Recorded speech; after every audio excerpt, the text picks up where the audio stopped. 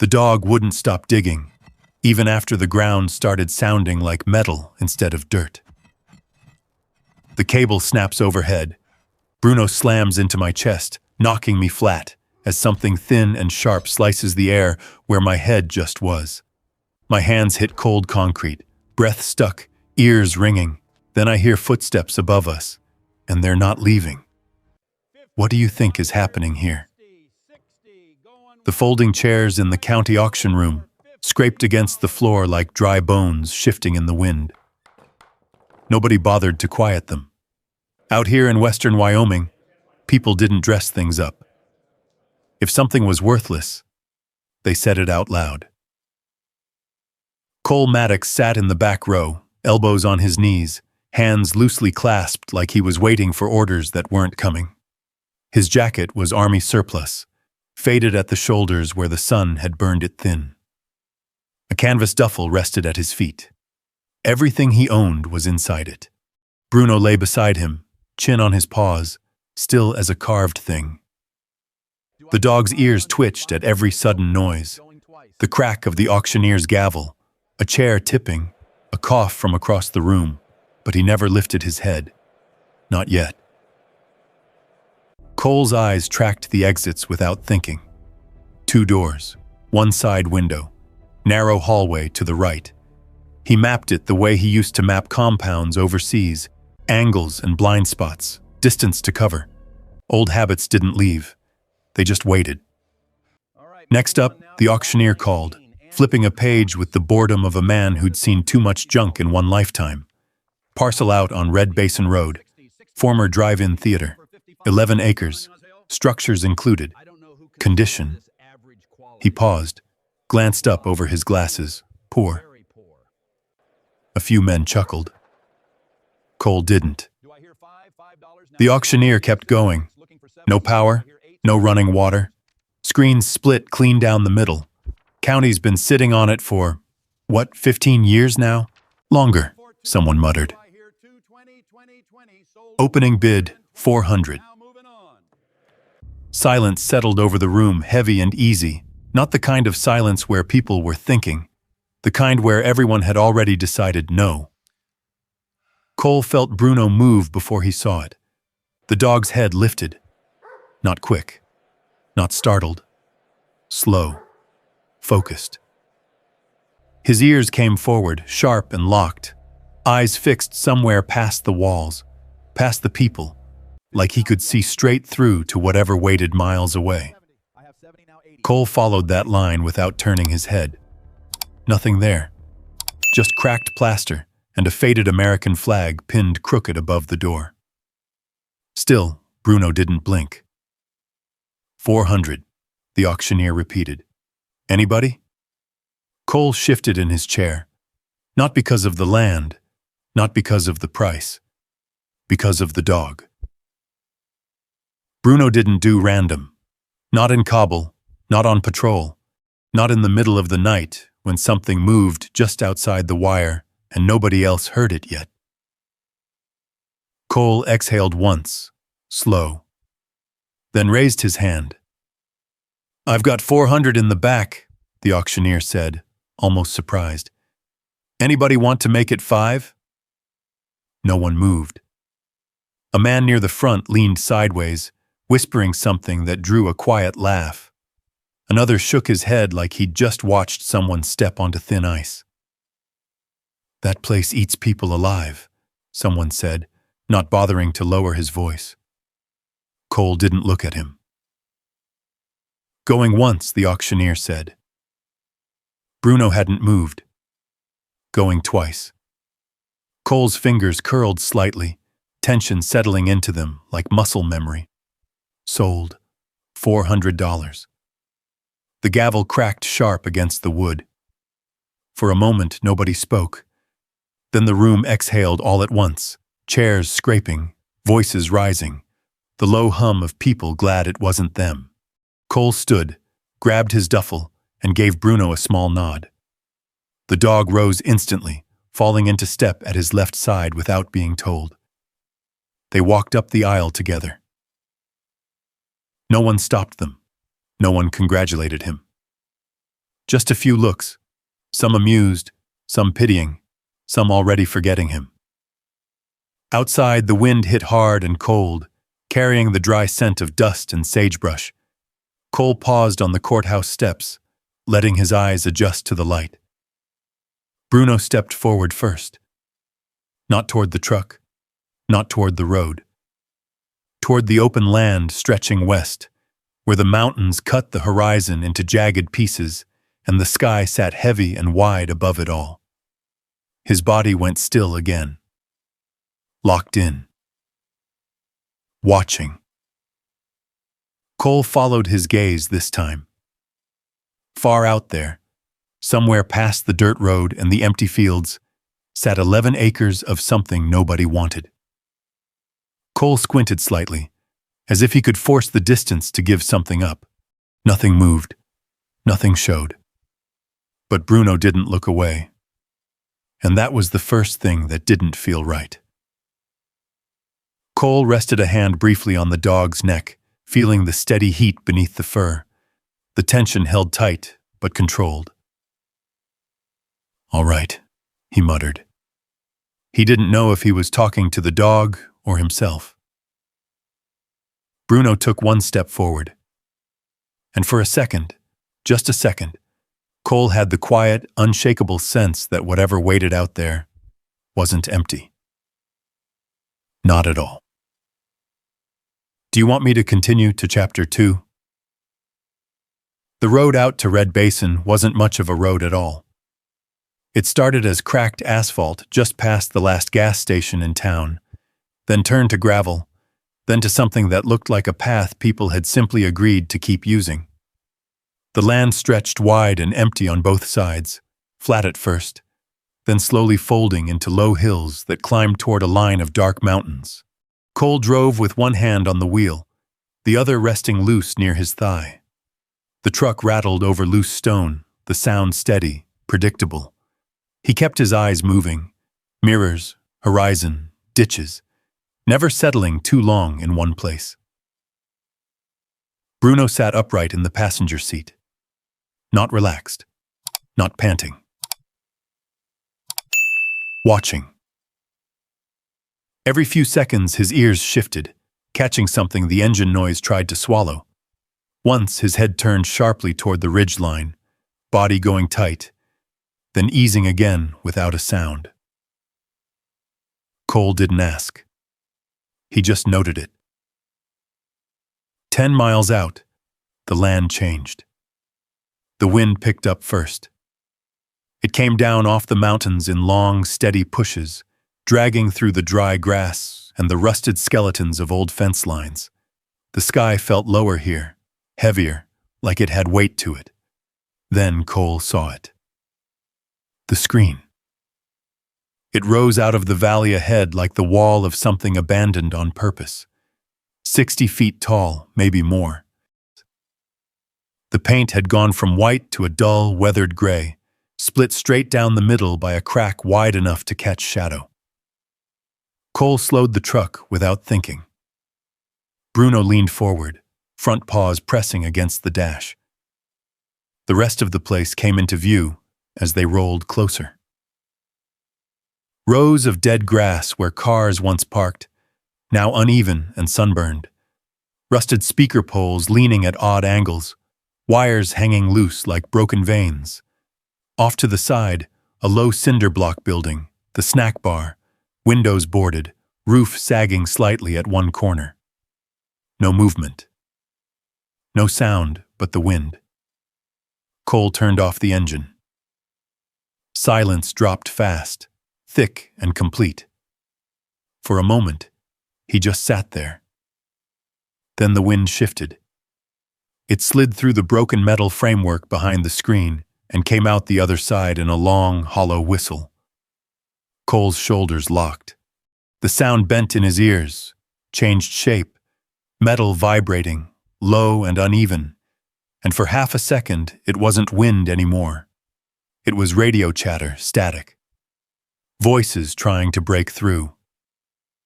His hand moved before the thought finished, down toward his side, fingers curling as if something should have been there. Nothing. Just denim and empty air. Cole blinked once, hard. The valley snapped back into place. Wind. Just wind. He let out a breath he didn't remember holding and stepped out of the truck. Boots hit gravel. Bruno jumped down beside him, landing soft, then immediately moved ahead a few paces, slow, deliberate, not exploring, not sniffing for food. Scanning. Cole followed, keeping a little distance behind, letting the dog take point. The gate hung open, one hinge twisted just enough that it scraped when the wind pushed it. Cole reached out, steadied it without noise, then stepped through. Inside, the ground felt different underfoot. Harder in places. Packed. Disturbed. He crouched, brushed a hand across the dirt. Layers didn't match.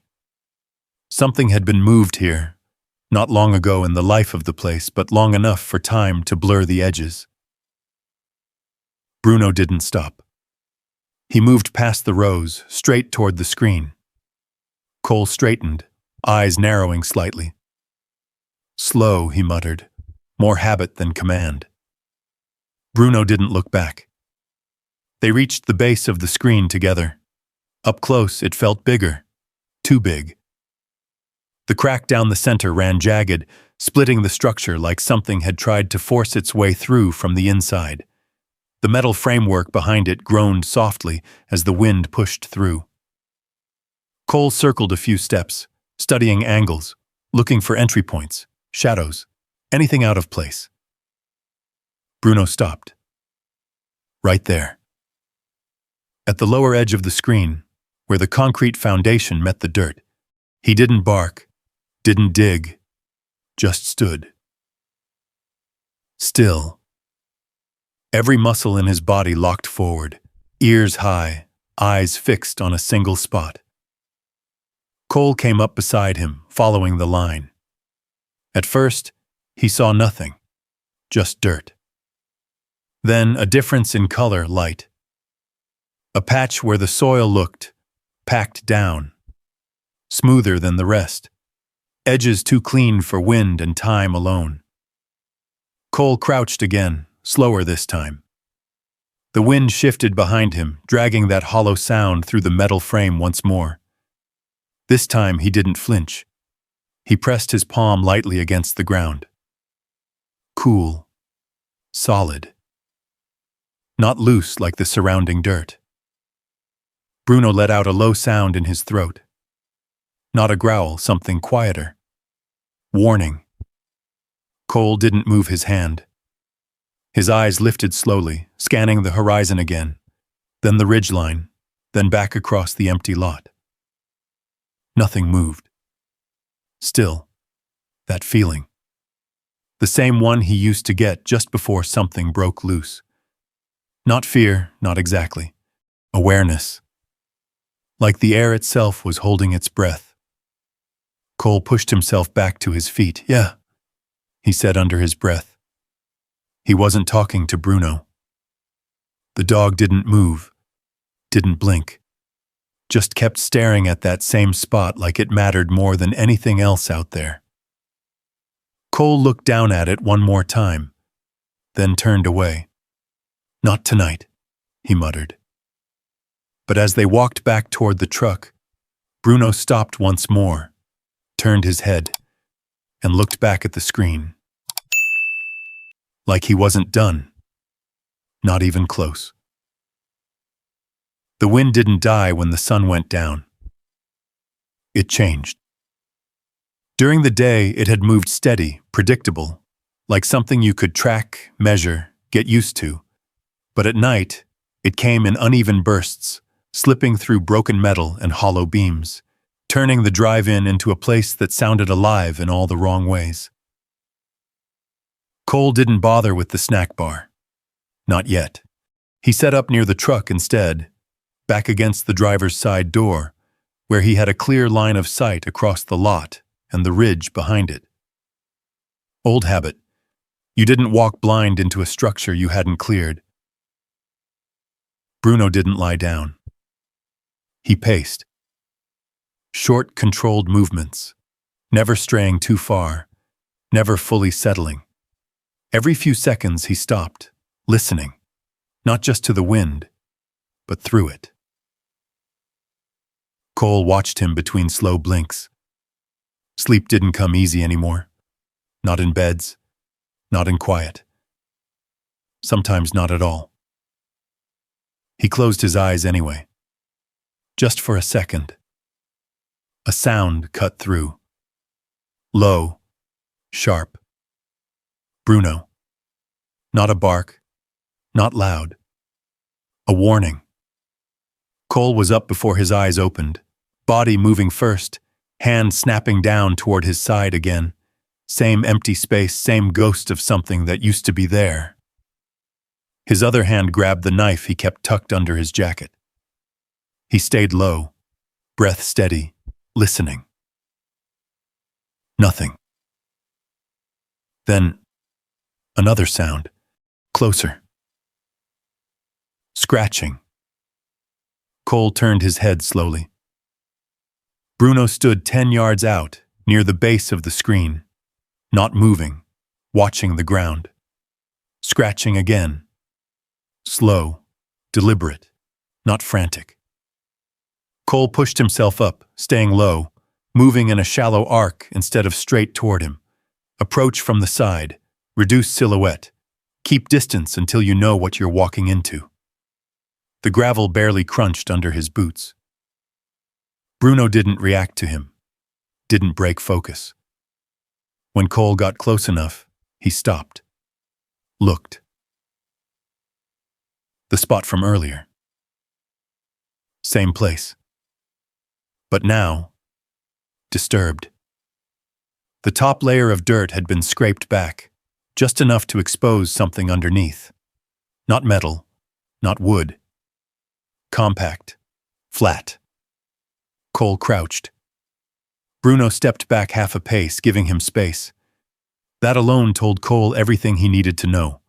The dog wasn't playing. He was working. Cole brushed the dirt aside with his fingers.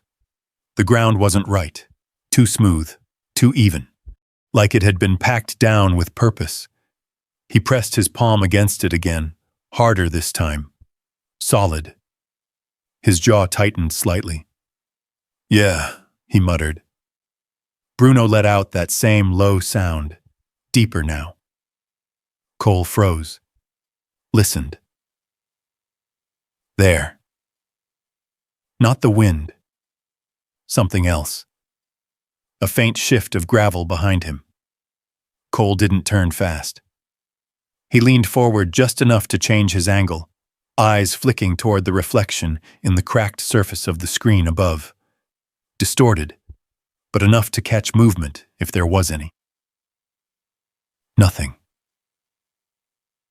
He stayed still another second, then slowly stood easy, he said under his breath. Bruno didn't relax. Cole stepped back from the spot, pulling the dog with him without touching him, just shifting his own position until Bruno mirrored it. They moved 10 yards out, then 20. Cole turned, scanning the lot again, then the road beyond the gate. Still nothing. But the feeling hadn't left. That same tight awareness sat in his chest, quiet and steady. Something wasn't adding up. He looked back at the ground, then at Bruno. The dog's eyes flicked to him for a brief second, then back to the spot. Not finished. Cole exhaled slowly. All right, he said. He moved to the truck, grabbed the small folding shovel from the back, and came back to the base of the screen. No rush. No noise. He set the shovel down beside him and dropped to one knee. Bruno shifted behind him, positioning slightly off to the side, covering his blind angle without being told. Cole dug. Careful at first, just enough to peel back the surface. The dirt came away easier than it should have, layer by layer, each pass revealing more of that flat, unnatural surface beneath.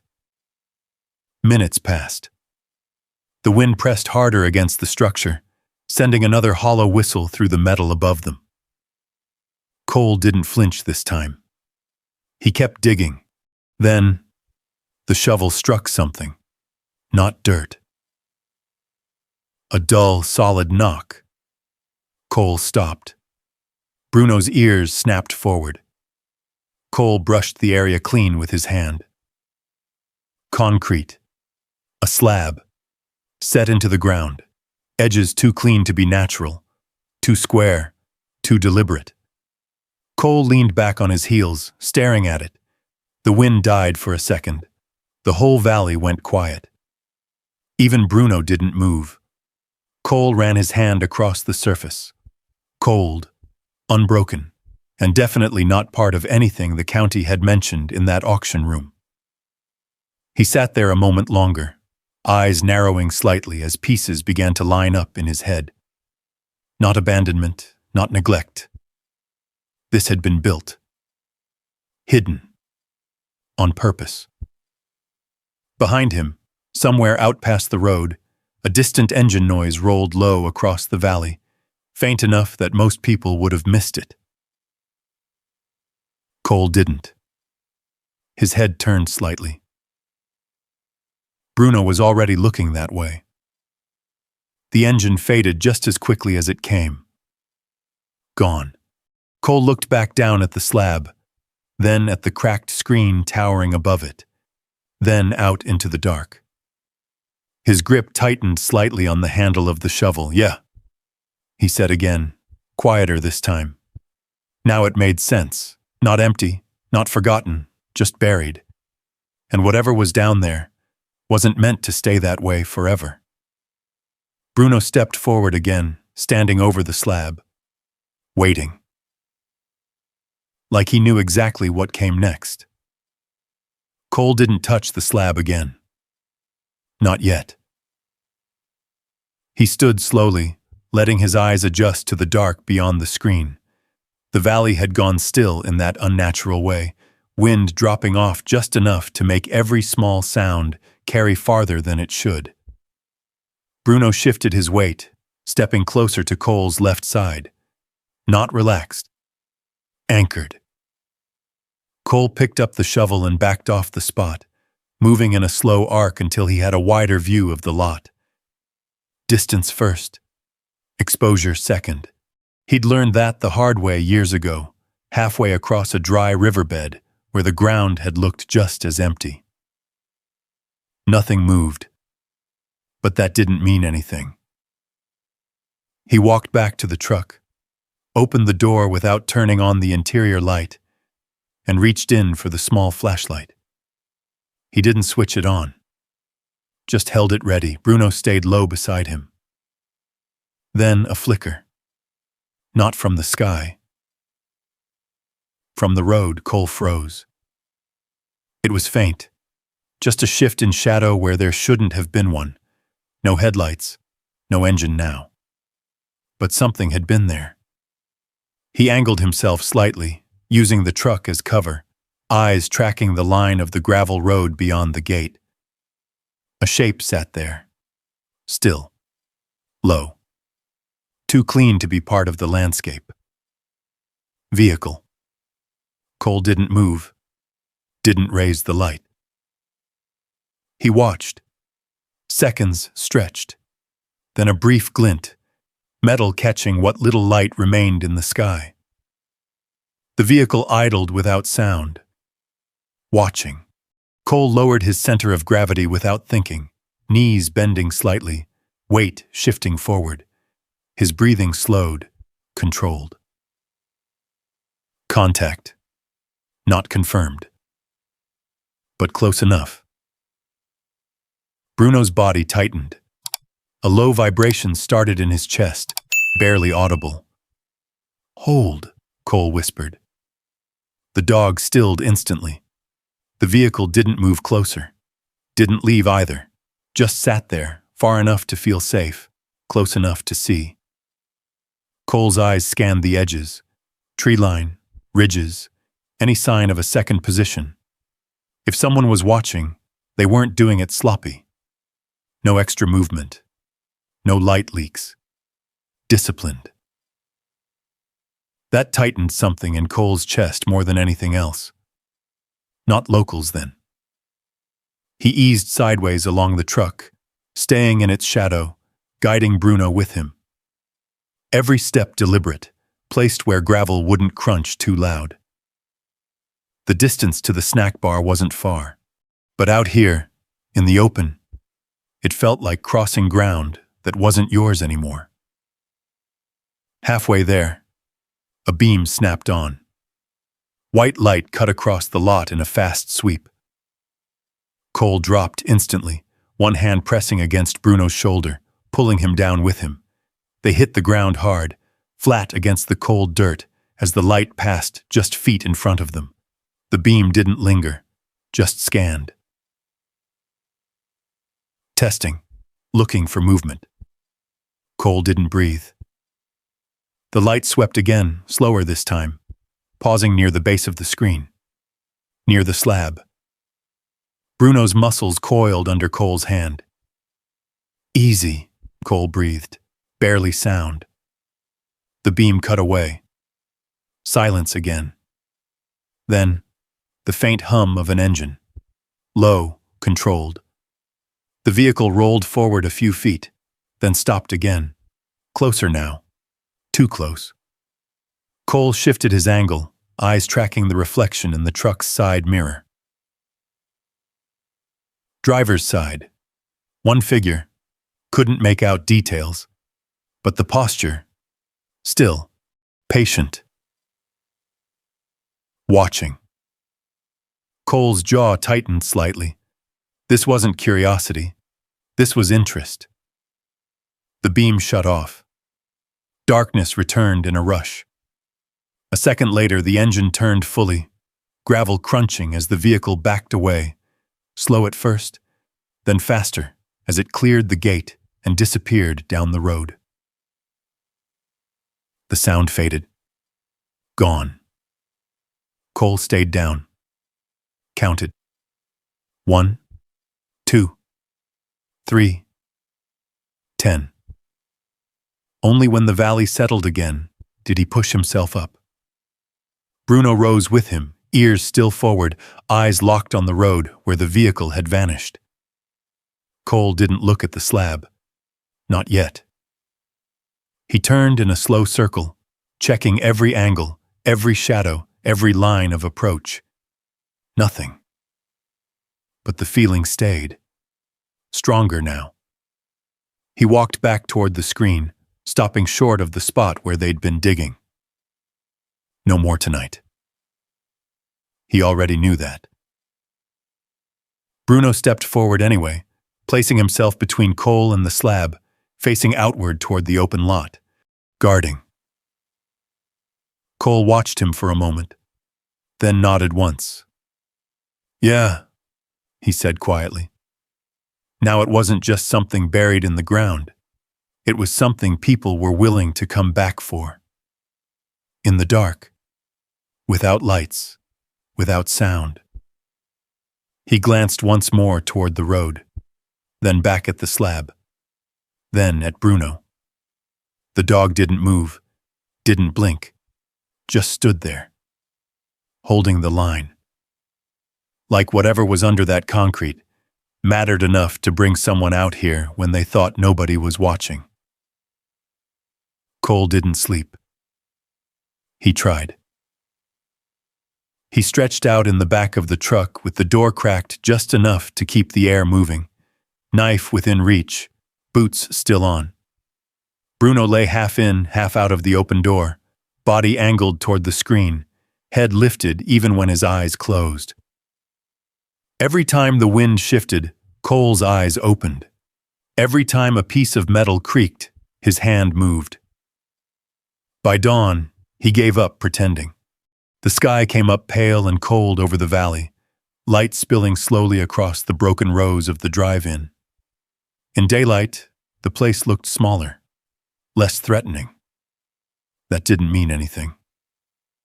Cole stepped out, joints stiff, scanning the lot before he moved anywhere else. Tracks. He found them near the gate. Fresh. Not deep. Whoever drove out here knew how to keep weight light on gravel, but visible if you knew what you were looking for. Tires had stopped just long enough to leave a clean pattern, then reversed out. No footprints. Cole crouched, studying the marks. Not careless, not curious, purposeful. He stood, eyes moving back to the screen. Bruno was already there, standing over the same spot.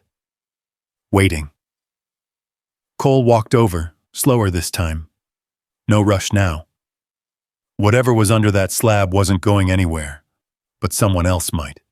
He set the shovel down beside him, then went back to the truck and pulled out the pry bar he kept wedged behind the seat. Steel, worn grip, good leverage.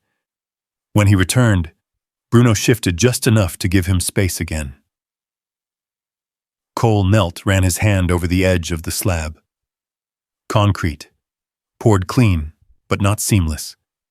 There was a line, thin, almost invisible, where it met the surrounding ground. A seam. He dug around it, clearing dirt away inch by inch, exposing more of the edge. Bruno circled once, then settled behind him again, facing outward. Covering. Cole worked in silence. The sun climbed higher, burning off the early cold, but the ground stayed cool under his hands. Each pass of the shovel revealed more of the slab's shape. Square. Too precise. Too intentional. Whoever put this here didn't want it found. That thought sat heavy. Cole drove the pry bar into the seam and leaned his weight into it. Nothing. He adjusted the angle, pressed harder. A faint shift. Not much, but enough. He stopped. Listened. The valley stayed quiet. Only the wind now.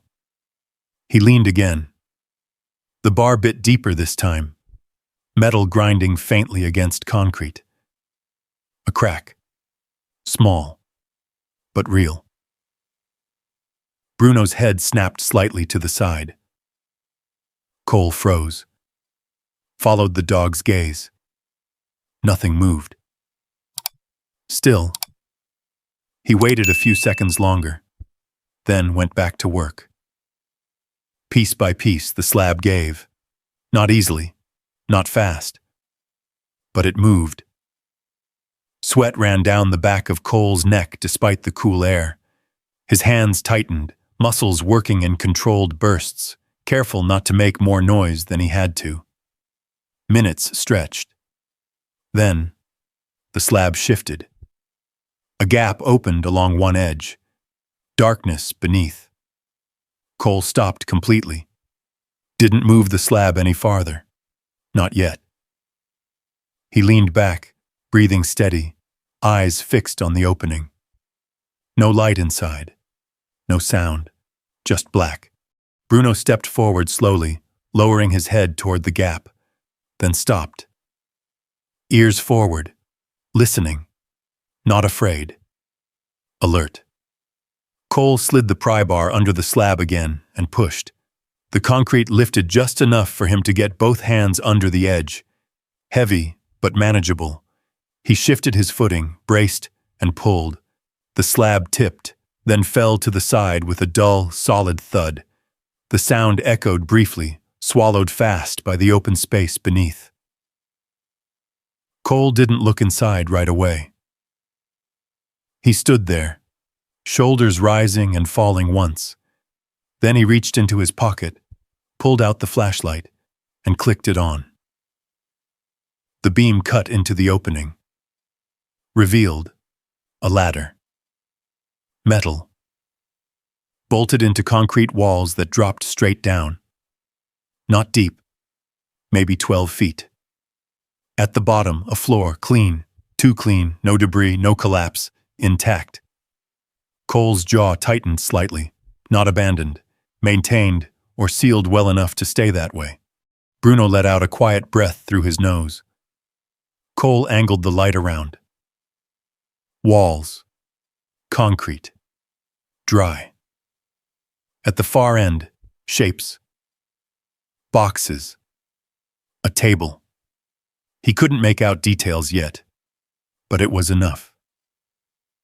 He shut the light off. The darkness swallowed the opening again. Cole stood there a long moment, staring into it, then glanced back toward the road. Empty. But he knew better now. Someone had come last night. Someone would come again. He looked down at the hole, then at Bruno. The dog met his eyes for the first time since they'd started digging. Steady. Waiting. Cole nodded once. "All right," he said quietly. Not to the dog, to whatever waited below. Then he grabbed the edge of the opening and started down the ladder. The metal rungs were cold under his hands. Cole moved slow, one step at a time, weight tested before shifting. The ladder didn't creak, didn't flex. Whoever built this had done it right. Bruno didn't hesitate. He followed close behind, paws landing with quiet precision, body balanced like he'd done this before. Tight spaces didn't bother him, not anymore.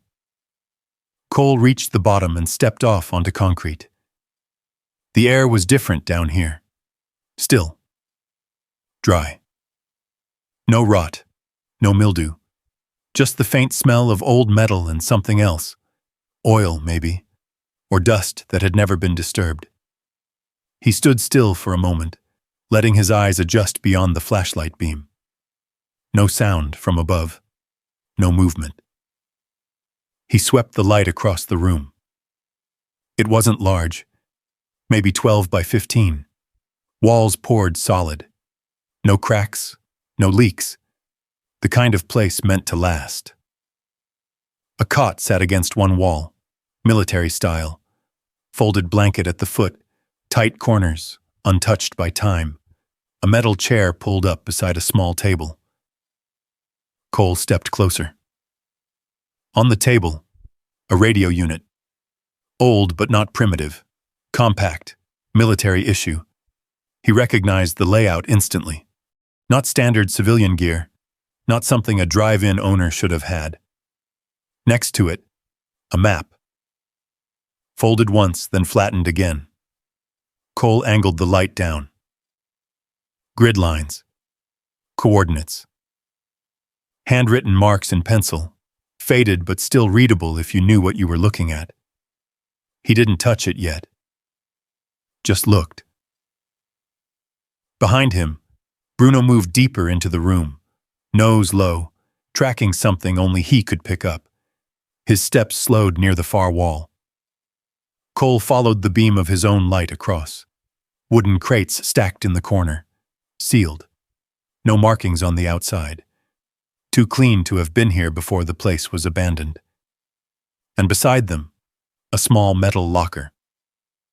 Closed. Cole turned back to the table. There was a notebook. Dark cover. Edges worn. He picked it up carefully, thumb brushing dust from the surface. Opened it.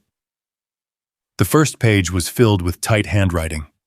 Not casual, structured, short lines, abbreviations, times. Like logs. Cole's eyes moved across the page. AO confirmed. Transfer window 0300. Grid reference matches. He exhaled slowly. Not local, not civilian. He flipped to another page. Different date. Same format. Contact lost. Package secured. Await further. Cole's jaw tightened. He didn't need context to understand the tone. This wasn't a diary. This was a record. Behind him, Bruno let out a low sound. Cole turned. The dog stood near the far wall again, this time closer, focused on something just above ground level. Cole stepped over, light shifting with him. There. A section of the wall that didn't match. Same concrete, same color, but the edge line was off. A seam. Different from the slab above. Higher up. Chest level. Bruno raised his head slightly, nose almost touching the surface. Then he looked back at Cole, not confused, certain. Cole reached out, pressing his palm against the wall, solid but hollow behind it. He could feel it, barely, but enough. He stepped back, scanning the rest of the room again. Everything else was still. Too still. Like it had been waiting. The radio. The map. The logs. None of it random. None of it left behind by accident. He glanced up toward the opening above. Light filtered down faintly from the sky. No shadows crossing it. No movement. Still alone. For now. Cole turned back to the wall, then to the crates, then back to Bruno. The dog didn't move, didn't blink. Just held that same position, locked onto the spot.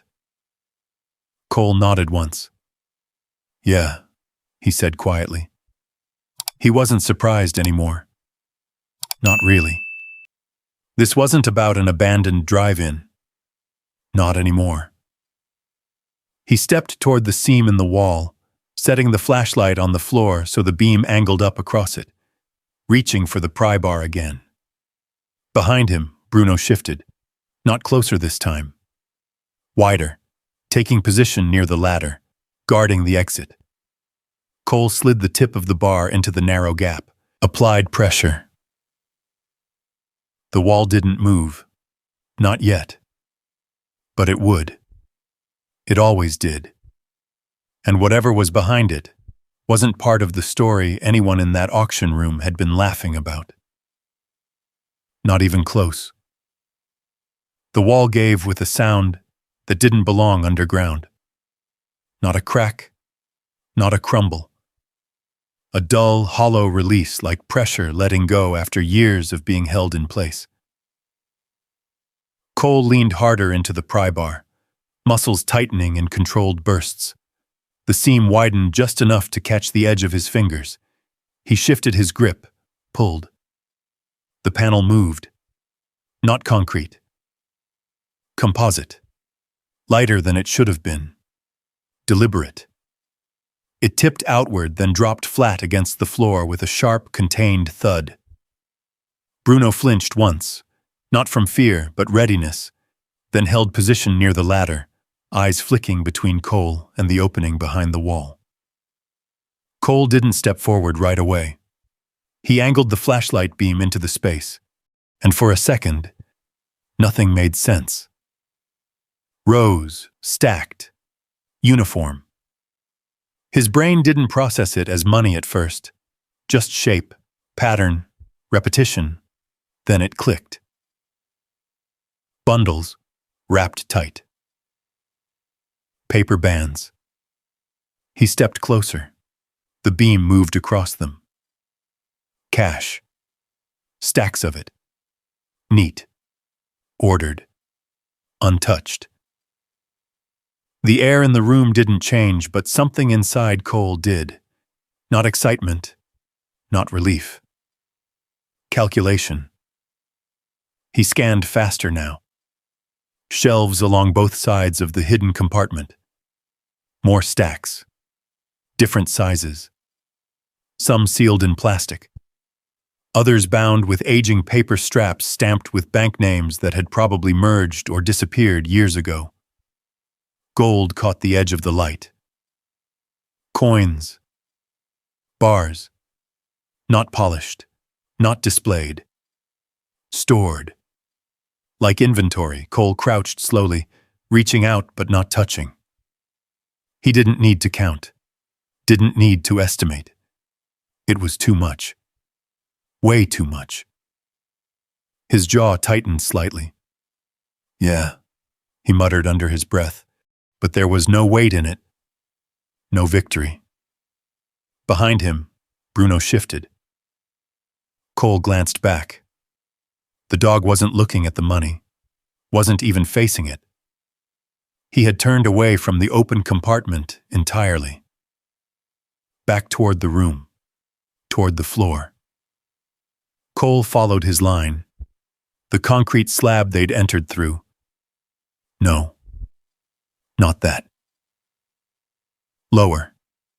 Closer to the far wall. Bruno moved low, deliberate. He crossed the room, stepping past the crates, past the table, past everything they'd already uncovered. Then stopped again, nose low, focused.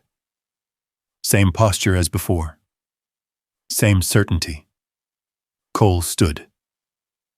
Looked back at the money one more time. Rows of it. Enough to change everything. A clean exit. A new start. No more sleeping in a truck. No more scanning rooms before stepping inside. No more waking up to sounds that weren't there. All of it. Right there. He turned away. Walked toward Bruno. Of course, he said quietly. The dog didn't move. Cole crouched beside him, brushing his hand across the concrete. At first, it felt like the rest. Cold. Solid. But then a difference. Subtle. Too subtle for most people to catch. But not for someone who'd spent years checking for pressure plates and false ground. The surface tone changed slightly under his fingers. Hollow. Again. But deeper this time. Cole sat back on his heels. Exhaled once. The money behind him suddenly felt smaller. Not in value. In meaning. He reached for the pry bar again. Bruno stepped back, giving him space. Cole drove the tip into a hairline crack he hadn't noticed before. Pressed, nothing. Adjusted angle. Pressed again. A faint shift. He leaned harder. The bar slipped in deeper. Then, a crack. Sharp. Clean. Cole stopped. Listened. No sound from above. No movement. Still clear. He worked the edge slowly, widening the opening, piece by piece. Concrete chipped away, revealing a second layer beneath. Not storage. Not reinforcement. A cover. Hiding something else. Cole paused. Looked back once more at the hidden compartment full of cash, then back at the floor. His grip tightened slightly. Yeah, he said again. This time there was no question in it. Whatever was down here was never about the money. And the fact that someone had gone to this much effort to hide it beneath something already hidden meant one thing. It mattered more. Bruno lowered his head again, ears forward, body still. Waiting. Not for permission, for confirmation. Cole nodded once, then drove the pry bar down again and started breaking through. The second layer didn't resist the way the first one had. It fractured. Not with weight, but with age. Cole worked the bar along the seam, careful, controlled, breaking it apart in sections instead of forcing it all at once. Each piece came loose with a dry crack, revealing darkness beneath. Not empty. Packed. Different material. He cleared the last chunk away and set the bar down, then reached in. Pulled up. Metal. A case. Flat. Military green, worn at the edges, latches still intact. Cole stared at it for a second longer than he meant to. Bruno shifted closer. Quiet. Watching. Cole opened the latches. They snapped back with a sharp click that sounded too loud in the still air. Inside, not money, not gold. Folders, sealed, labeled. His chest tightened before his mind caught up. He picked one up, ran his thumb across the tab. Black ink, faded, but still readable. Names. Last names first, then initials, then status. Cole's jaw locked. He flipped it open. Photographs. Grainy, pulled from somewhere official, then copied, then stored. Faces, young, uniformed, some smiling, some not. Under each, dates, coordinates, and a word, missing. Cole exhaled slowly, but it didn't steady anything. His eyes moved faster now, flipping through the file, each page hitting harder than the last. He knew these faces, not all of them, but enough. Too many. His hand stopped. One page, one name. He didn't read it out loud, didn't need to.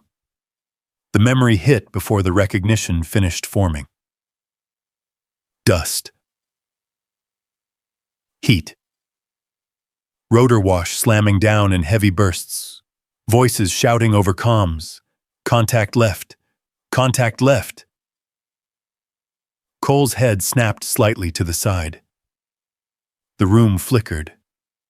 For half a second, the concrete walls weren't there. It was sand. Open ground. Movement in the distance. Flash. His hand tightened hard enough on the file to crease the paper. Bruno pressed against his leg. Solid. Grounded. Cole blinked once. The room came back. Cold. Still.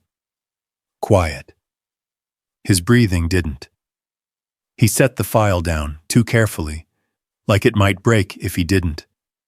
Then reached into the case again. More folders, stacks of them. All labeled, all organized, all hidden. Behind him, the open compartment of money sat untouched, irrelevant now. Cole shifted, sitting back on his heels. His gaze moved to the far side of the case. There, a small device. Black. Rectangular. Not old. Not like the rest. He picked it up, turned it over. Storage drive. Rugged casing, sealed. He stared at it, then at the files, then back at the drive. His jaw tightened. Yeah, he said quietly. Now it made sense. Why someone had come out here in the dark. Why they hadn't used lights. Why they hadn't taken the money. Because this was the real weight. Bruno let out a low sound again. Cole looked up. The dog had shifted position, closer to the ladder. Body angled, not toward the files, toward the exit. Listening. Cole followed his gaze. Nothing from above, no shadows crossing the opening. But the tension had changed. The kind that didn't come from memory. The kind that came from something real. Something present. Cole moved fast now, not panicked, focused. He closed the case, snapped the latches down, and pulled it out of the hole, set it beside the wall, then reached back in. More cases. Smaller. Same markings. He didn't open them. Didn't need to. He knew what they were. He stacked them together, within reach.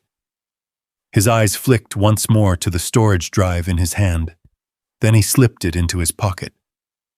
Secure. Close. Bruno's ears snapped forward. A sound. Faint. Above. Gravel. Cole froze. Every muscle locked in place. Listening. There. Again. A step. Light. Careful. Not the wind. Not an animal. Someone was up there. Cole moved without a word. Hand on the case. Other hand reaching for the knife. Bruno shifted closer, body low, ready. Cole glanced once toward the ladder. Light still steady. No shadow yet. But that didn't mean they weren't there. Watching. Waiting. The same way he had. His grip tightened. "All right," he whispered. This time, it wasn't to the dog. It was to whoever had just walked into his ground. And above them, the light shifted, just enough to tell him they weren't alone anymore. Cole didn't look up at the ladder. Not right away. He stayed still, letting the sound settle, letting his ears separate it from the memory still echoing in his head. Gravel. Weight shifting. Controlled. Not random. Bruno's body lowered another inch, muscles tight, ready to move but waiting for direction. Cole reached down slowly, picking up one of the metal cases. Not all of them. Just one. Enough to matter. Light enough to carry. He slid it back into the shallow pit they had opened, pushing loose concrete over it just enough to break the outline. The rest, he left. A calculated risk. Too much movement meant noise. Noise meant attention. And whoever was up there already had enough of that. Another sound. Closer now. A shadow crossed the opening above. Cole's head tilted slightly, eyes tracking the shift in light without exposing himself. One figure, maybe two, hard to tell from below. No voices. That was worse. People who talked made mistakes. People who didn't need to. Cole moved. Fast. Silent. He stepped to the side of the ladder, pressing his back against the wall, pulling Bruno in tight beside him, out of direct line from above.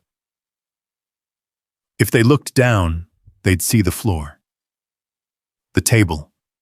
The open wall. But not him. Not unless they came down. The shadow paused at the edge of the opening. Cole slowed his breathing, counted again. 1, 2, 3. Then, a small object dropped. It hit the bottom with a soft thud, rolled once, stopped. Cole didn't move, didn't look. Bruno didn't either. Seconds stretched. Then the shadow shifted back. Light returned. Footsteps again. Retreating. Gravel. Fading. Gone. Cole waited longer this time. Long enough for his legs to start burning from holding still. Only when the silence returned fully did he ease forward, eyes flicking up toward the opening. Clear. He stepped out from the wall. Bruno moved with him. Cole crossed the room slowly and crouched near the object that had been dropped. Small. Black.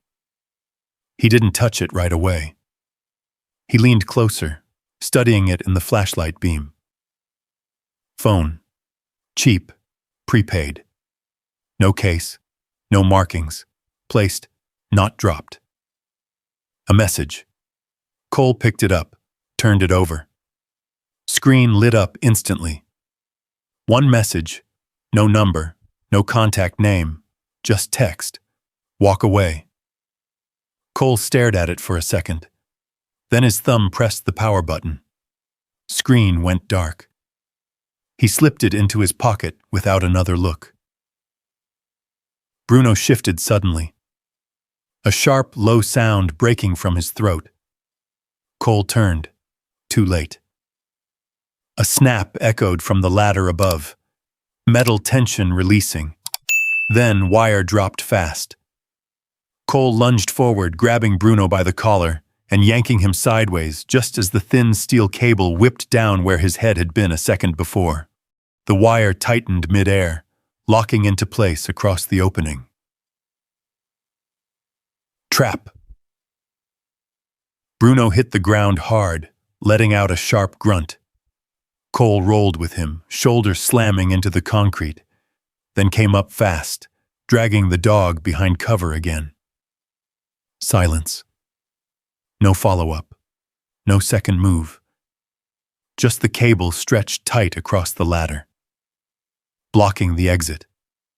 Cole's breathing stayed steady, but his eyes hardened. That wasn't a warning. That was a test. Or a message. Or both. He reached down, checking Bruno quickly. Hands moving over the dog's shoulder, ribs, legs.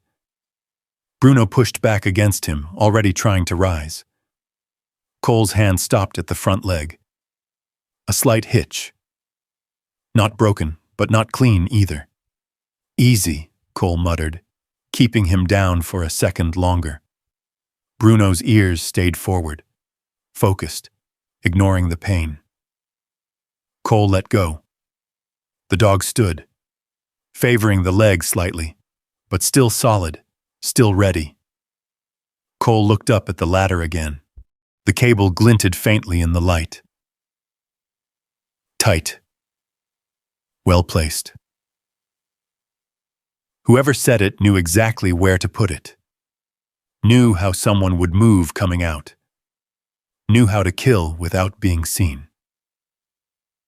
Cole's jaw set. Not locals. Not amateurs. He reached into his pocket, pulling out the phone again, turned it in his hand. Walk away. He glanced at the cases. At the wall. At Bruno. The dog met his eyes. No hesitation. No doubt. Cole nodded once. Not happening, he said quietly. He slipped the phone back into his pocket, then reached for the pry bar again. Eyes lifting toward the blocked ladder, then back to the room, calculating. There was always another way out. There had to be. And if there wasn't, he'd make one. Because whatever they had buried here was worth coming back for. Worth setting traps for. Worth warning him off instead of taking outright. Which meant one thing. They didn't want attention. And that was something he could use. Cole stepped back into the room, pulling Bruno with him. Deeper. Away from the ladder. Away from the obvious exit, toward the walls, toward whatever else this place was hiding. Because now this wasn't about finding something anymore. It was about getting out with it. Alive. Cole moved deeper into the room, forcing his breathing to stay even. Panic got you killed. Noise got you found. He crouched near the far wall, eyes sweeping every inch of concrete, searching for irregularities, seams, airflow, anything that didn't belong. Bruno limped beside him, favoring the front leg now but still silent, still alert. His ears tracked upward more than anything else, toward the blocked ladder, toward the world above. Cole pressed his palm flat against the wall. Cold. Solid. He shifted a few feet left, pressed again. Nothing. Right side. Same result. He stepped back, scanning the entire room again, not as a space, but as a system, every object placed with intent, every surface too clean to be accidental. The table, the radio, the crates. His eyes stopped there. Crates meant storage. Storage meant access. Access meant movement. He moved toward them quickly, dropping to one knee. No labels, no markings. But the wood wasn't aged like the rest. It hadn't been here as long. He pried one open. Inside, equipment. Not weapons. Not directly. But close enough. Coiled cables. Signal boosters. Battery packs. Portable, field grade. His jaw tightened. This wasn't just a dead drop. It was a node used, maintained. Recent enough to matter. Bruno shifted again. Low growl. Cole looked up. Not at the ladder this time. At the wall behind the crates. A faint line. Almost invisible. Vertical. Cole moved closer, brushing dirt away with his sleeve. There. A narrow seam. Different material behind it. Not concrete. He leaned in, listening. Nothing. But the air felt wrong. Subtle, but different. Cooler. Moving. Ventilation. His hand tightened on the pry bar. Stay, he whispered. Bruno held position instantly. Cole wedged the bar into the seam and pressed. The panel didn't resist long. It popped loose with a sharp, hollow sound, swinging inward just enough to reveal darkness beyond. A passage. Tight. Barely shoulder width. Cole angled the flashlight inside. Concrete walls, sloping upward, not steep, but rising. Exit. His pulse didn't spike. It settled. Focused. Of course, there was another way out. There always was. You just had to find it before someone else did. He turned back once, eyes scanning the room. The cases, the files, the truth buried under everything else. He grabbed one of the smaller cases, light enough to move fast, heavy enough to matter, and slung it tight against his side. No hesitation. No second trip. You didn't get those. Bruno stepped forward, ready. Cole crouched beside him for half a second, hand brushing the dog's neck. Stay close. Bruno's tail gave a single, low movement. Then Cole moved. Into the passage. The space tightened immediately, walls closing in on both sides. His shoulders brushed concrete as he climbed, boots finding uneven footing on the rough incline. Bruno followed without sound. Above them, a faint vibration. Movement. Not close, but not gone. Cole kept moving, step. Pause. Listen, step. The air shifted as they climbed, cooler turning to warmer, stale turning to fresh. The sound of wind returned slowly, bleeding through the concrete like a distant memory. Almost there. Then, a crack of sound above. Not wind. Voices. Muffled. One word carried just enough to reach him. Inside. Cole froze. Bruno stopped behind him, body pressed tight against his leg. They knew, or they suspected. Same difference. Cole moved faster now, controlled but urgent, pushing up the incline until the passage opened. A hatch. Metal. Closed. Cole tested it. Locked. Of course. He stepped back half a pace, raising the pry bar. One clean strike. The metal groaned. Second strike. The latch snapped. Cole caught the hatch before it slammed open, easing it upward just enough to slip through. Light hit his eyes. Harsh. Daylight. He blinked once and then rolled out onto dirt, pulling the case with him. Bruno followed, emerging low and silent. They were behind the screen, hidden from the main lot. Cole didn't stop moving. He pulled Bruno with him, cutting along the back edge of the structure, using its bulk as cover.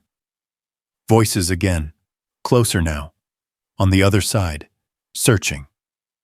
Cole dropped low, guiding Bruno down with him. They stayed still. Breath held. Seconds stretched. Then, footsteps moved past. Not toward them, toward the ladder, toward the room. Too late. Cole waited. Counted again. 1, 2, 5, 10. Then he moved. Fast. Away from the screen. Away from the center. Toward the outer ridge where the terrain broke into rocks and scrub, good cover, bad visibility. Exactly what he needed. Bruno kept pace despite the limp. Didn't slow. Didn't fall behind. Cole didn't look back. Not yet. Because now, it wasn't about what was buried anymore. It was about what he carried, and what he was going to do with it. He reached the ridgeline and dropped behind a cluster of rocks, finally turning back toward the drive-in. The screen stood tall against the sky, silent, empty. But he knew better now. They were still there. Inside. Looking. Too late. Cole rested a hand briefly on Bruno's side, feeling the steady rise and fall beneath his palm. "Hold the line," he muttered. Not a command. A promise. Because this wasn't over. Not even close. By the time the sun dropped behind the mountains, Cole had already made his decision. Not in a rush, not out of anger, out of clarity. He sat on the tailgate of his truck, the metal case resting beside him, Bruno lying at his feet with his injured leg stretched out just enough to keep the pressure off. The dog's breathing was steady, controlled. He hadn't complained once. Cole reached down, ran his hand along Bruno's neck. "You did good," he said quietly. Bruno's ears twitched once. Cole looked back toward the drive-in. It sat there like it always had, silent, empty, forgotten.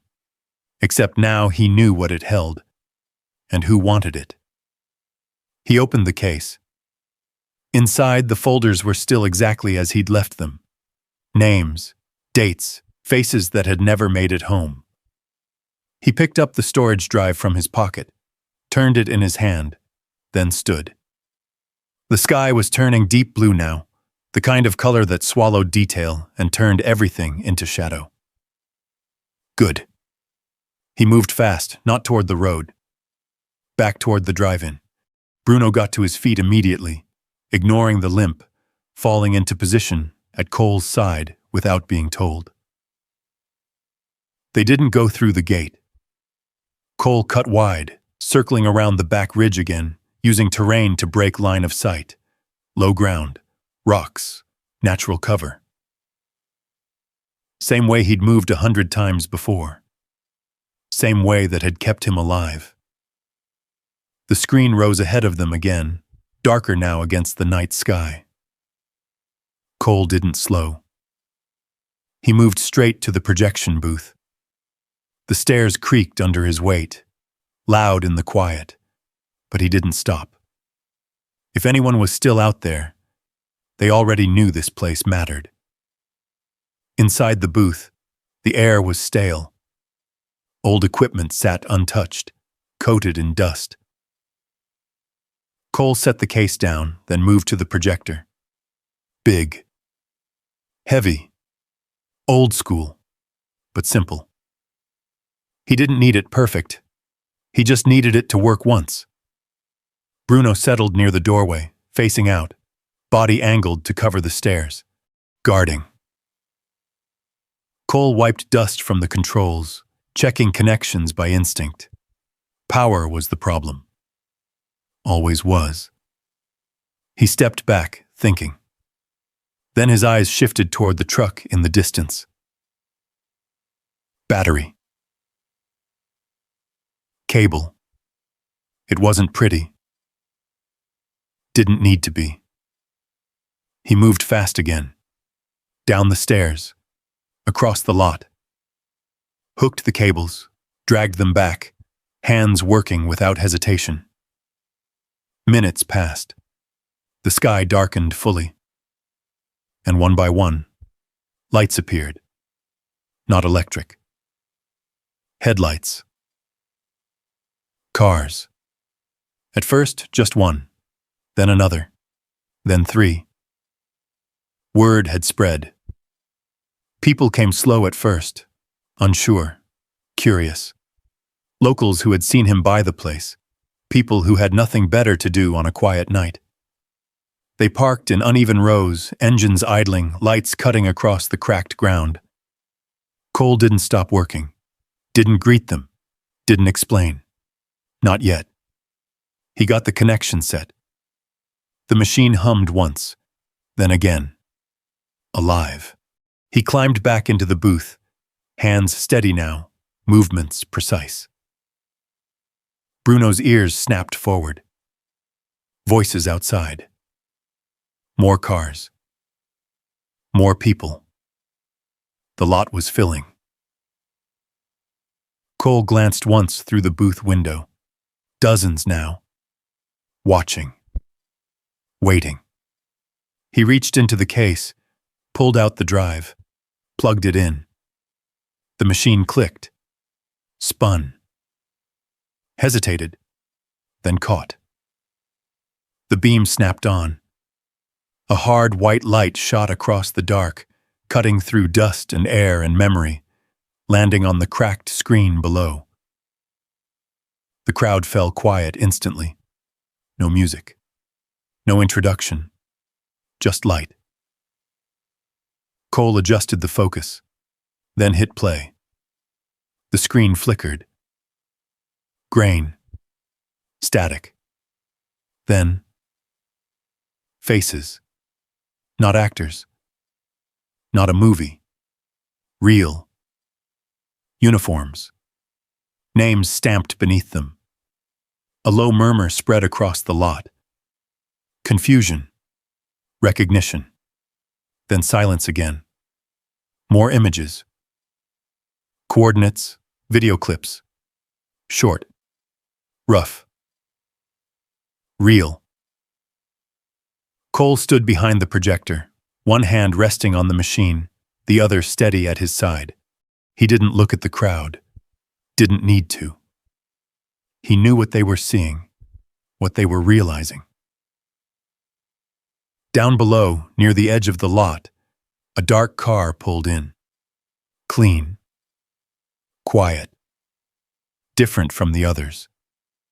Cole didn't turn, but Bruno did. A low growl built in his chest. Cole's eyes flicked once. Just enough. Two men stepped out, one in a clean coat, the other carrying something under his arm. They didn't move forward. They just stood there. Watching. Same as everyone else. Only now they couldn't stop it. The screen kept playing. Name after name. Face after face. A truth that had been buried, now lit up for everyone to see. Cole exhaled slowly. For the first time since he'd found the place, his hands didn't shake. Not from memory, not from sound, not from the past.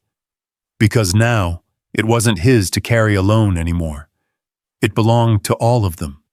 And out there in the dark, no one looked away. The projector kept running. Frame after frame, face after face. No soundtrack, no narration. Just the quiet hum of the machine and the soft crackle of speakers that hadn't carried voices in years.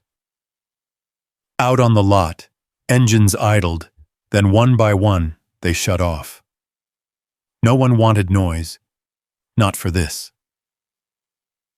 A woman stepped out of her car near the front row. She didn't move closer to the screen.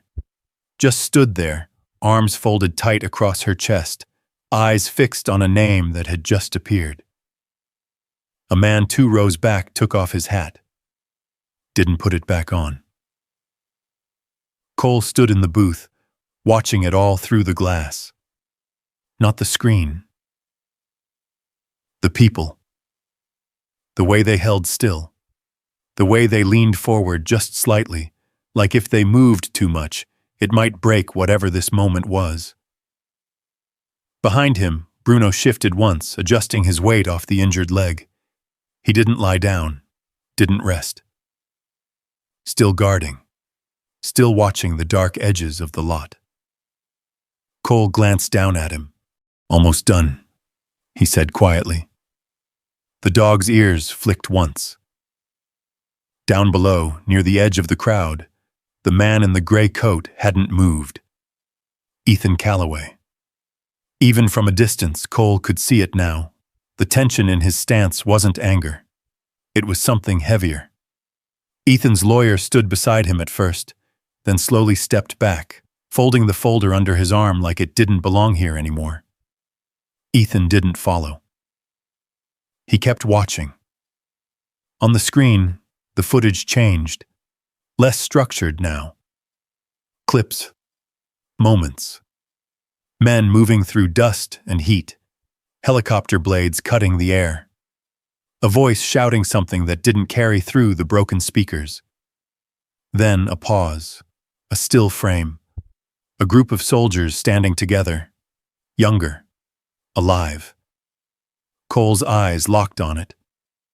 His breath caught, just slightly. There. Him. For a fraction of a second.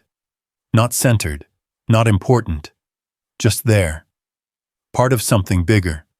Part of something that had been erased. The image flickered. Moved on. Cole didn't move. Didn't blink. Below, Ethan stepped forward. Just one step, then another.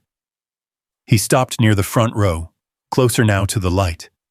Closer to the truth he had come here to bury. The screen shifted again.